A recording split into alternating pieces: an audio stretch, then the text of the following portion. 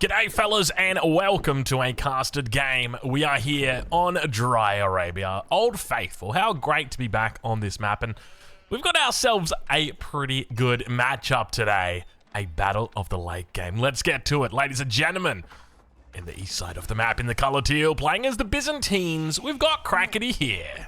And in the west side of the map in the colour pink, playing as the Japanese, we've got Kiljardi. Dry Arabia is the name, Age of Empires 4 is the game. Ladies and gentlemen, I'm incredibly excited to bring you this game. We're in for a good one today, I'm confident. If you'd like to see a good one, make sure you hit that like button. Kiljardi, don't you dare. Kiljardi, don't you dare. Make sure you hit that like button. For every like that there is on the video, Kiljardi won't miss a sheep. That was unfortunate for Kiljardi. Hopefully you're going to be getting a lot more sheep there, Kiljardi. That's tough, man, especially when it's so close to your base. You hate to see it, but look, even the best in the world do it. That is right, ladies and gentlemen. These guys are Conqueror 3 players, so they know what is up when it comes to what's good, what's not good. I tell you what, though, that was a little bit of a worry. All right, let's check in with Crackety. I want to take a look early on what is going on with the Byzantines, because this civilization, it's been one of those ones that is you gotta keep an eye on this, because you know at the moment it's comfortably in around that B tier area. Definitely viable at the top level. Definitely viable if you're down in Gold League, Platinum, anywhere around there.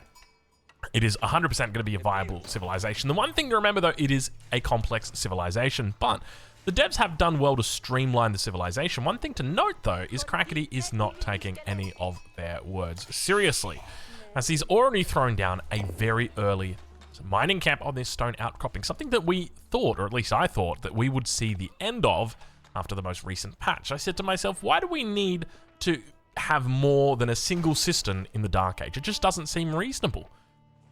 Maybe Crackety's got something up his sleeve. We'll have to wait and see. Is it a second TC? Could be. Could be something a little bit more. Could just be a cistern, but I would have thought if it was a cistern, it probably would have been collected, or it would have been dropped by now. So I think it might actually be a second TC, which I do, if I'm honest, I do like.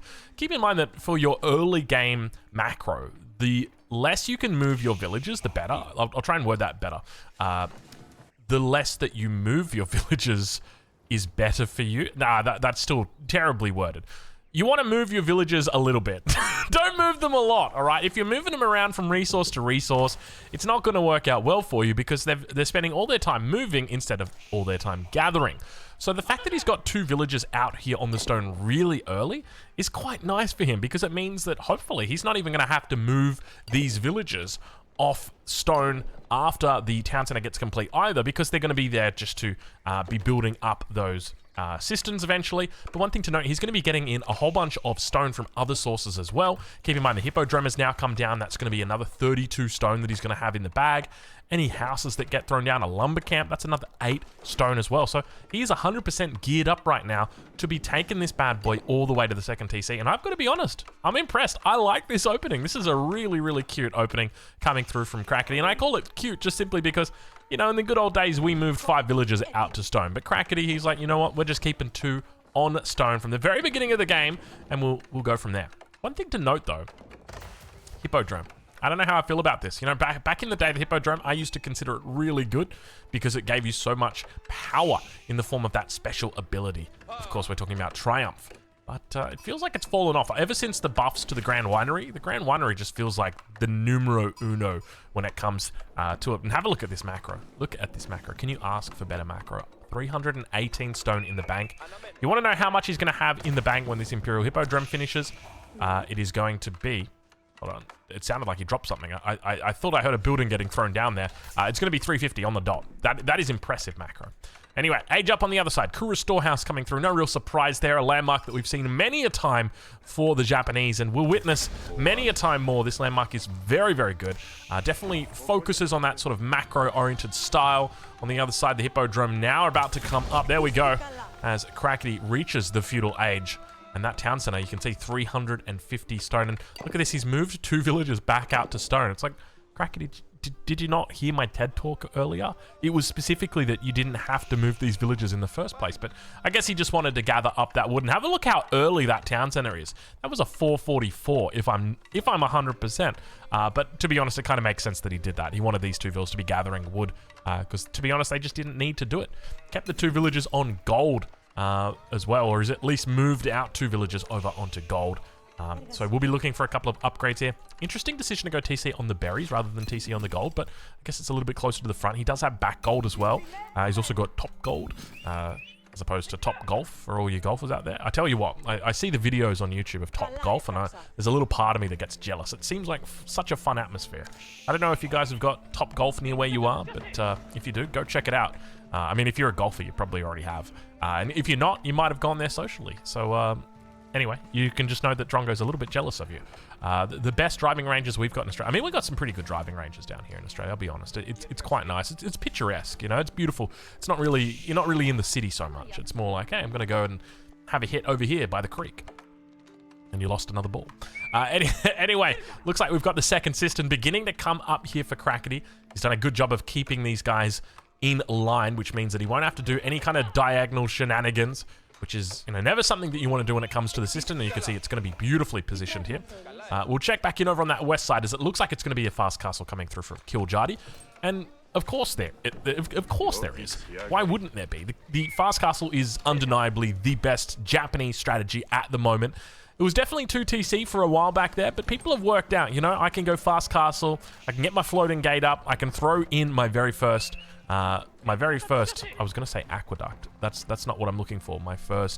The floating gate. Of course, everybody knows the floating gate, the landmark, and then it gives you the Yorishiro. There we go. I got it. Your Yorishiro. So the floating gate he'll take the first Yorishiro, put it inside a stable most likely, and then you'll see him begin to put them inside forges. And one of the things I like to do is that very last Yorishiro, as it comes out, you can delete the initial stable, even though it feels kind of bad.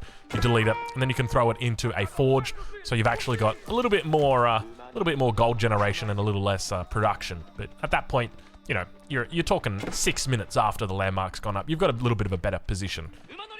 Other thing that you can always look to do as well is delete one of your forges in the mid game and throw the Yorishiro inside a siege workshop. When you're on the defensive, having a siege workshop with lots of production speed can be a really good thing, because it means if you're in a pinch, you can get a springald out to help counter your opponent. Floating gate now going up at 7 minutes 23. Not a bad little timing that he's got here. We'll take a look and see what upgrades he's picked up. It looks like it's just going to be the tier 1 of the Japanese wheelbarrow that's come through. And in the end, the scout will make it back to safety, as it does now spot out that, well, Crackety's got a pretty good surround when it comes to his knowledge of the opponent. He knows exactly what is going on. He's spotted out the landmark almost certainly. It's just that, well, it's a little bit bugged out. We can say that much. On the other side of the map, though, I think Crackety will be shifting villages shortly. He's got 25 villages.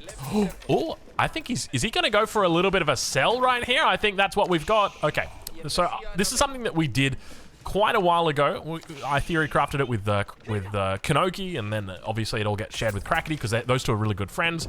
But basically, you can sell the olive oil, which we will probably see right now, for a whole bunch of gold, and he's not going to have to gather a single bit of gold. I mean, other than the 235 that he's got in the bank. There you go. There it is. Boom. He's ready to go to Castle Age. And have a look at that. One cheeky, sneaky little strategy, and the Golden Horn Tower gets thrown down. Now I know why he didn't need to go into that Grand Winery, and it was simply because he had already calculated that, you know what, I'm going to have all of the resources I need just from this initial berry patch, and then I can sell that olive oil down the track for a little bit extra gold. And it does make sense because there are mitigating returns on that olive oil, because now it's down to 54. So he'd only be getting 54 gold. Well, it's just gone up to 56. He'd only be getting that 54 gold compared to what he originally was getting, which was probably somewhere around the region of, well, probably what food was, 70. So slightly less effective trades, but still trades nonetheless. All right, walls are coming up for both players on the south side, both identifying that, hey, we can keep the south side of our bases safe and focus on the north side. And now the build-up happens. The stable has indeed come online for Kiljardi with that first Yorishiro going inside. The relic has now been picked up and dropped off outside the Shinto shrine. Expect to see that next floating... Oh, he's putting it in the farmhouse? I don't know about that one. Kiljardi, you've got infinite farming technology here. Why would you throw your Yorishiro into a farmhouse? Am I missing out on something here?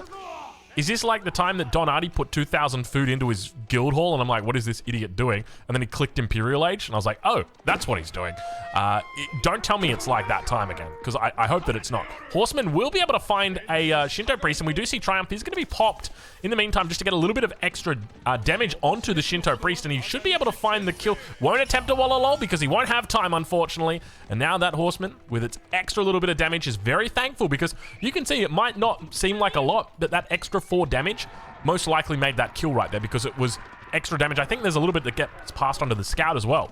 So that was a very big brain play right there, denying off that first Shinto priest. Let's check back into the base though and see where that next Yoroshiro is going. He is putting in the farmhouses. What is this all about?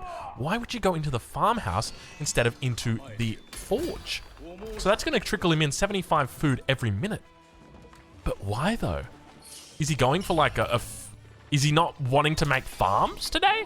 Is he like, you know what? I've had an excess of gold for the last 27 games. I'm going to switch up my strategy. Is he just thinking to himself, I'm going to get every relic on this map, so I might as well get some food relics as well? Fair enough. All right, I'll let him cook. Let's see what he's got. Kiljadi, at the moment, looking to try and find a way through. Not going to be able to find too much, though. He's completely walled out down on this south side. Towards the north as well, we start to see the walls beginning to come up. Definitely something to consider. When you're playing up against the Japanese, they are notorious for these mounted samurai strikes. So you have to be very careful. Expect to see a villager or two brought up towards this palisade wall, maybe even a second palisade wall thrown in behind it. Always nice to see. You could also look to drop down a gate on this wall. But we'll ride on board with Crackety and see how he's doing.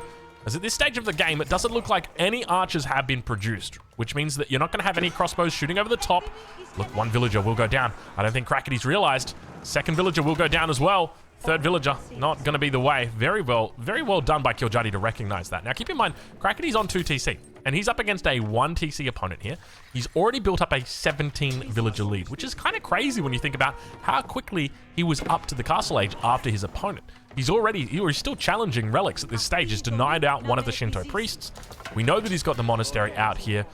He's managed to send out a monk into the middle. Unfortunately, comes up a little bit empty-handed there. You hate to see it. You hate to see it. You really do.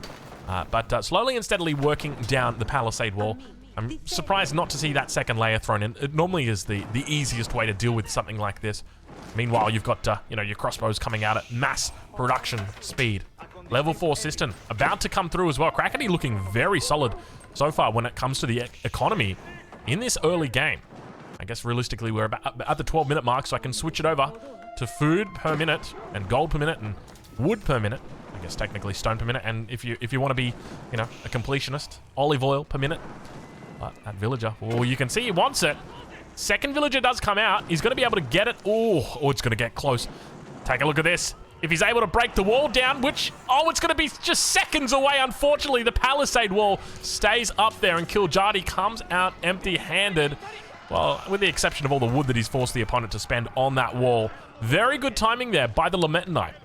He could have trapped them inside as well, and I guess that maybe that would have, probably would have worked out worse, because there was quite a few villagers here, and we can see now that they will be throwing down that gate, looking to move forward to that deer patch. And meanwhile, on the south side, it's going to be another Shinto priest that goes down. Have a look at all of the Yonabageisha trying their best to chase through.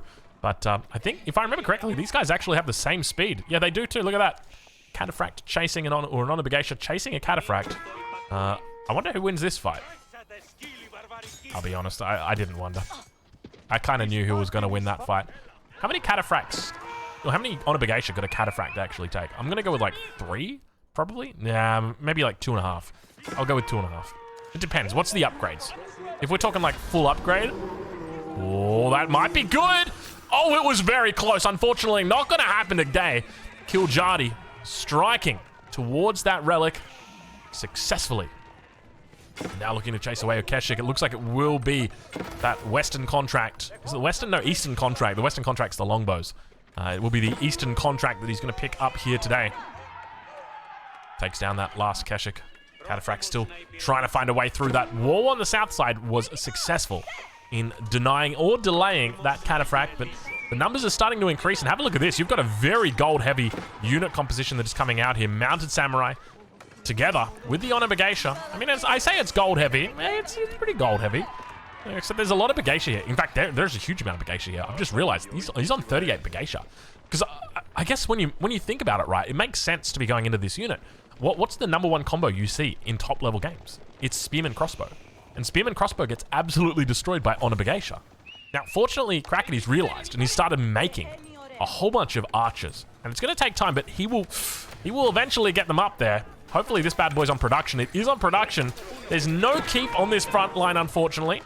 Means these villagers will have to give it up. No outpost either to help or hold or hinder. And now we enter into the cinematic mode as it is, oh my lord, as it's time for Drongo to go back to speaking school, apparently. Actually, you don't, to be honest, there's no such thing as speaking school. You just kind of learn that from your parents. That's something I'm learning at the moment with regard to my little one. But I tell you what he'd be saying right now? He'd be saying, oh no, and indeed, oh no, there's so many Ayyubids inside the base. Let's just track these units over towards the east side. Fortunately, the villagers have escaped from the base. I suspect they're down on that deer. But the Lamentai are doing a decent job of defending up against the Bagatia. Keep in mind the Bagatia have got very solid attacks. Oh, lol, but no, it will not be successful. I mean, he's successful in that he gets it off, but he's not going to take the bait, not today. Archer numbers starting to build. It looks like veterancy has come through as well. Let's bring that UI back in and just to find out exactly how things have gone down. And have a look at this Shinto priest. What are you guys doing? You guys are there's a party out here, and you guys seem were the only ones invited. Have a look at that. Unfortunately, the guys that came before left with all the alcohol, and now you're just left with nothing in your hands, nothing to hold, nothing but this sad state of affairs that Kiljardi finds himself in. Successfully defended. Crackety here. The 2 town center into the fast castle. He comes up with a little bit more than empty hands. He comes up with quite an army. Defensive position. The archer number continues to build. We start to see Varangian guard being added into the mix as well. Particularly strong against the Ayyubids, just because they have that extra point of armor, melee armor. Towards that south side. On the bottom, the Bagatia do manage to find villagers. A distinct lack of olive groves, but now they're going down. Speaking of going down, the Ayyubids taking out that first house. Trying to look for the second one. Doing the right thing. Falling back before it was too late. One of the things I'd love to see from Kiljardi right now is a mix-in of a Mangonel. Of course, the Mangonel, one of the best units in the game at the moment. Just mainly because, well, nothing can kill it. You can try and kill it with Springalds, but you're going to need to outnumber it 3-1 if you actually want a chance of taking it down. In the end, it was 2 relics for the guy who got up to Castle Age the fastest, Kiljardi. Against 3 relics, the guy who went 2 TC in a Castle Age. That tells you something about the state of affairs, doesn't it? Let's check in with those Yorishiro on the south side. So we've got Forge, Farmhouse, Stable. That's your 4 Yorishiros for the game. Keep in mind there is an upgrade in the late game to go up to 6 Yorishiros. So I think that's at the Shinto Shrine. That's not at the floating gate. Now behind the scenes, more attacks going through. Bagatia going to be cleaning up a couple of Keshiks here. Not a lot of military on this front. I suspect they've all been moved down to the south. No, where have they gone? Oh, they've gone across the map. I didn't even pick this one up. He's looking to do a bit of a counter-attack here. Now forcing his way through the front gates. The wall does come up for Kiljardi, but unfortunately, it feels like it's only going to be a matter of time until that wall goes down. Landmarks will be threatened here. Towards that north side, on a Bagatia. We'll have to start moving back towards the base. Kiljardi. He's only on that 1 town center at the moment, but he's taken out 20 workers so far this game. He's looking good. Samurai out on the field. This unit could be particularly strong against the combination that Kiljardi has found himself against. He's up against a lot of Lamentai. He's up against a lot of archers. The archers obviously there to deal with the Ayyubids. But the Samurai could be the trump card that he needs to take this one out. Keshik up against the Bagatia. But now the Bagatia will enter the domain of Crackety here. He has made this his stomping grounds, quite literally, as we can see more and more archers stomping down on that south side. Looking for a villager to kill. Unfortunately, I'm going to find a handful in this raid. More units will look to try and clean up the Varangian guard on the backside. There's plenty of villagers for the taking. Unfortunately, not a whole lot of them actually get taken down. Only 5 villagers in this fray. I mean, it says 6 down here, but I'm pretty sure there was 1 lost early, if I remember correctly. Maybe I'm remembering incorrectly. And that's one of the worst things you can do. Actually, it's probably not that bad, as long as you acknowledge it. Sometimes our memories fail us. You know what? That's one of the things I kind of find myself grappling with these days. You guys remember I got COVID a long time ago. It was a while. Jeez, man. How long has COVID been around for? It's been around for a while, hasn't it? I got COVID, and I had it real bad. I think it was the Delta strain, which at the time was like the real bad one that was like, this one's actually hurting. I remember I just had long COVID afterwards. Like, it feels like every sickness I've ever had since then has just been really difficult to get over. But on top of that, I've noticed that my memory, and this is one of those things where it's like, is my memory bad from long COVID, or is it just bad? And that's the part that always gets me, because it's like, was this because of COVID? And I guess we'll never know. We'll never know, but we will know the outcome of this game shortly, because Killjadi is pushing through with a lot of units. 20 more than his opponent. More than enough, that's for sure. The question's about how good of a fight he actually gets. Mangonel in placement. Will it be the hero of the day? There is a lot of units all stacked together here on top of this position. I'll tell you what, if this guy gets one shot off into the middle of that, you can kiss your army goodbye, that is for sure. Killjadi looking to siege in on that top side. All three sacred sites are taken, so the timer is ticking. Now moving forward, the archer numbers continue to be pretty decent. The Kashyyyks are tanking up on the front side. A distinct lack of samurai out here. He's got about 10 of them or so. If he can make their way through to the front, they'll be able to tank it up. But the archer's doing a great job, and I think the main, like the MVP here is definitely going to be that front line. They have not faltered. They still hold. He's rallying more units to the front. We can see more Varangian guards still coming out. More Sams now looking to make their way through. On a Bagesha.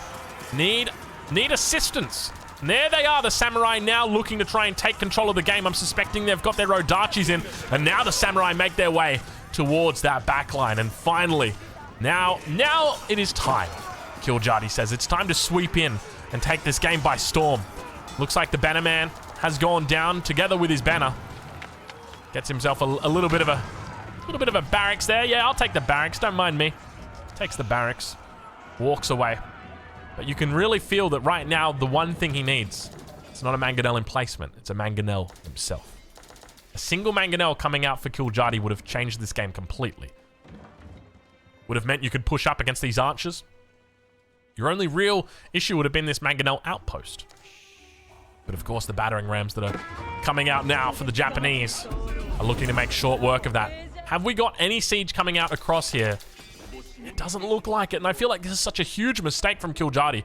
Almost certainly, oh, look at this. He's using the Gulams from the Abbasids to make the Mangonels. These are the Gulams that were available from the western wing of the eastern wing rather of the Golden Horn Tower. Single Mangonel now coming out. Keep in mind, not a lot of range units here, so he's not going to be getting huge value on the Mango, but he does move it towards that top side. A whole bunch of infantry do get hit in the face. Mangonel in placement. There she goes.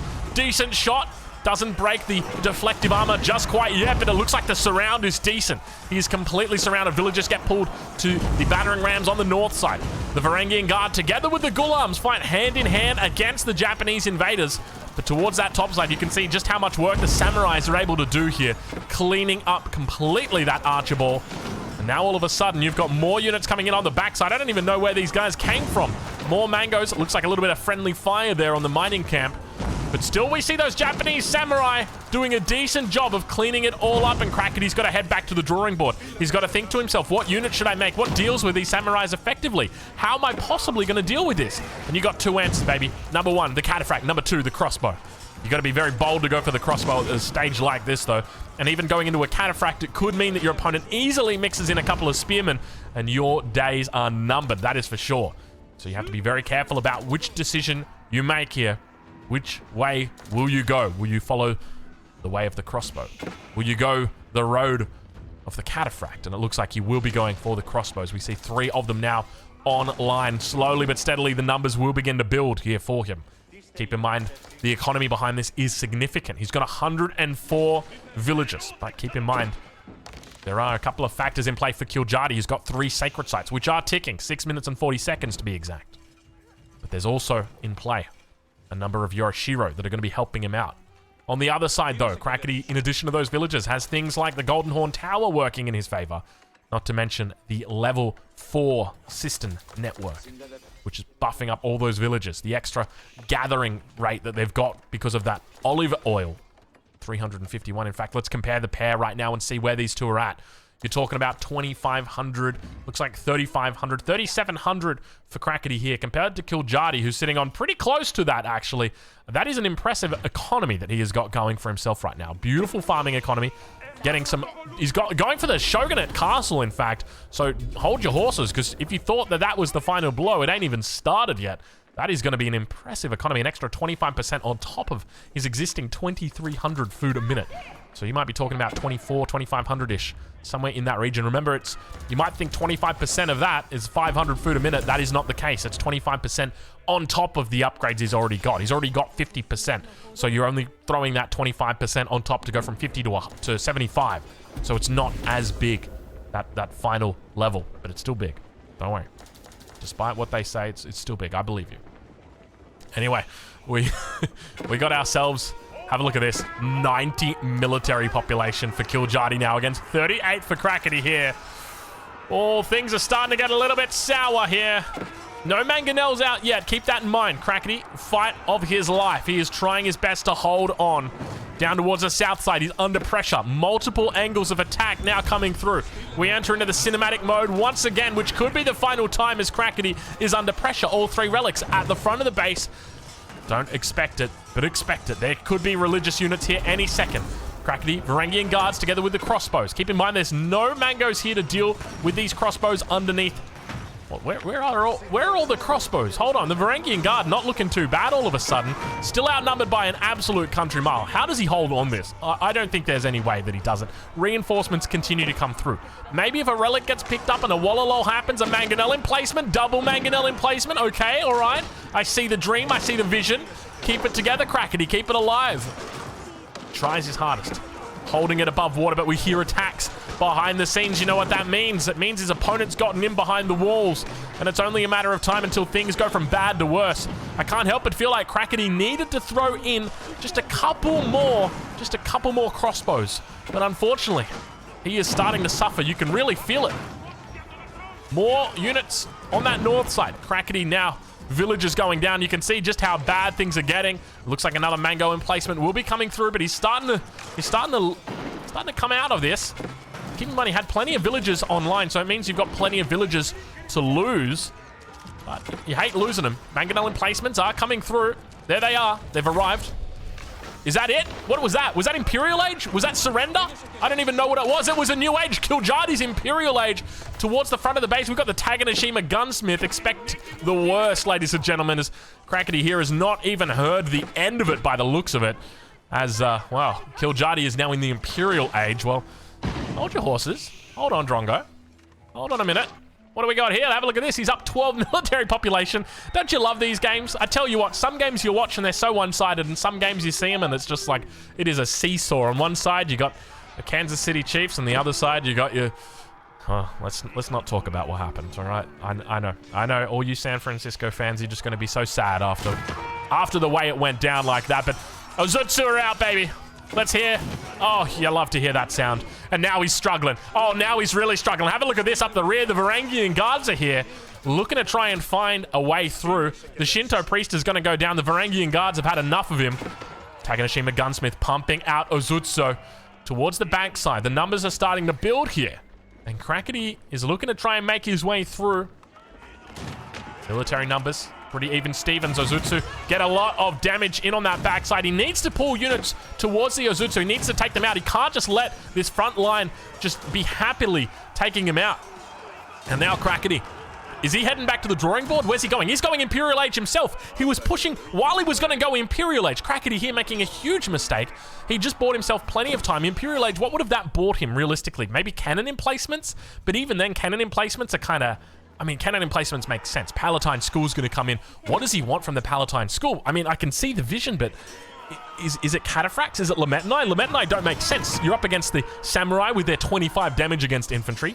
That doesn't work. Varangian guards, you just know you want to pop that berserking and go hit these Ozutsu. Look at the numbers, all of us. Look at the numbers, all of a sudden. He's got 5 times the military of Crackety here. Just when you thought it went in favor of Crackety here, all of a sudden the tides have turned again. And the table has been flipped. Kiljardi says, I ain't even started yet, Drongo. We are about to roast this Goober. Goober? Is it? I hope that's not a slur. Goober? I feel like it's not. Well, defensive. He's just going to walk away from it. He's just going to say, I don't want any part of it. The Ozutsu are like, yeah, from downtown, that's 3 points right there. Watch me hit this one, he says. I'm not surprised. The way Stephen Curry's been hitting them lately. Look at all these sports references. Drongo, are you a sports fan? What's going on? I'll be honest, I don't like sports. I have to roll my eyes in Australia because there's so much sports news, and I'm like, I just want to hear about what's happening over in Europe, and you're telling me about sports. But here we are. Here we are. The tables have turned, Drongo, not just in the sports game, but also in the Age of Empires 4 game. Look at this push. This is a death push. I don't think you're stopping this. Even a Mangonel ain't going to stop this. Even 3 Mangonels ain't going to stop this. These are elite samurai that we are seeing right here. Yet to pick up their elite army tactics or elite Oda tactics. Sorry, just Oda tactics for short. But not quite yet. A couple units on the backside. Varangian guards. They'll get cleaned up. And Krakeny is holding on for dear life, moving into only Varangian guards. The one unit that he's hoping will save him. All sacred sites once again captured, because we did lose them out a little bit in there. So if Krakeny wants to build 1 million Varangian guards, because when he does that, he gets 200,000 free from the actually 300,000 for free from the Varangian, or from the Palatine school. So if he can get enough production going with the Varangian guard, he'll be okay, right? Wrong. Have a look at this. You're talking about 75 elite samurai on the field right now. 14 Ozutsu. Do you know how many Varangian guard you're going to need to take that on? Probably close to 1 million. Varangian guard looking to try and make the final push. It is now or never in this game. If it goes out right now, there's just no way. He can't hold on. He needs to deal with this immediately. You can see the threat coming through from every single angle. Varangian guards not going to be popping their berserking. You'll see them turn red when they get berserk. But not quite yet. He needs more walls up. You can feel it struggling. Maybe even some stone walls. But towards the north, he's going to start losing out on the farms. Keep in mind, the Ozutsu have got that beautiful range that comes through, and he's got them shift queued on every single farm inside that area. Varangian guard numbers continuing to build. But remember, he's outnumbered by the samurai. And I wonder who wins. A samurai versus an elite Varangian guard with full upgrades on both sides. I might even be tempted to say the Varangian guard. The Varangian guard's pretty good, dude. It's got a lot of damage when it gets going. When it gets serious, man, it gets real good. Look at the numbers. Look at the numbers. The swarm has begun. You thought the Zerglings were out. No, my friend. These are not Zergling. These are Fiends, because we're Stormgate now. Wow, that is a lot of Varangian guards, and now they begin to push up, looking to try and meet the samurais head-to-head. They pop their berserking, looking to try and take this game by storm, moving up towards the north side, but unfortunately unable to get through. You can see it's a landmark. He's got beautiful positioning. The Varangian guards eating alive the Japanese offense. You can see just how well he's doing in this. More reinforcements continue to come through, popping their berserking. Elite. I don't even know if we've got elite crossbows on the back, but he has absolutely annihilated the samurai on the front. I think you've got your answer, ladies and gentlemen. Who wins, the samurai or the Varangian guard? It looks like it might be the Varangian guard. They have just absolutely destroyed this front. I tell you what, I am so impressed by how well he has managed to hold on in this game. But the villager count is falling for him. It's 78 villagers, 74 villagers, 76 villagers now against 94. 2 landmarks are down. Keep that in mind. Not only have we lost that hippodrome, we've also lost that Golden Horn Tower. And if he starts focusing on Palatine schools, you're going to need more than that water to put the fire out. I can tell you that much, Krakeny. 3 sacred sites are captured. Control of the gold in the middle of the map. Krakeny's still got this one down here on the south, so he's living life large. We can say that much. But I'm starting to worry, because that economy will start to falter. Battering rams on the south side are coming down here as well. Villagers will get pulled. What's he doing? What's he doing? He's throwing down a castle into a Shinto shrine just to pick up a couple of relics. I respect that. I'm a man who knows when to respect things and when not to respect things, or maybe I should say disrespect things. I mean, disrespecting something and not respecting something are 2 different things. We can say that much. Well done, Drongo. What are we talking about here? 24 axe damage, but keep in mind, they've only got 4 armor. Up against the 26 damage. But do they get like increased attack speed? 1.12 attack speed up against 1.38. So they do technically attack faster. So Varangian guard, I mean, they got the faster movement speed as well. So it means that they get into position. But Krakeny here is just going to say goodbye. He's going to say goodnight. He's going to say it is all over, Red Rover. Ladies and gentlemen, what an absolute game. What a hold and what a retake right there from Kiljadi. Go check him out. I'll leave links in the description of where you can watch him live over on Twitch. Krakeny's probably streaming right now. Go say good day from me, and we'll catch you guys in the next one. Thank you so much for watching.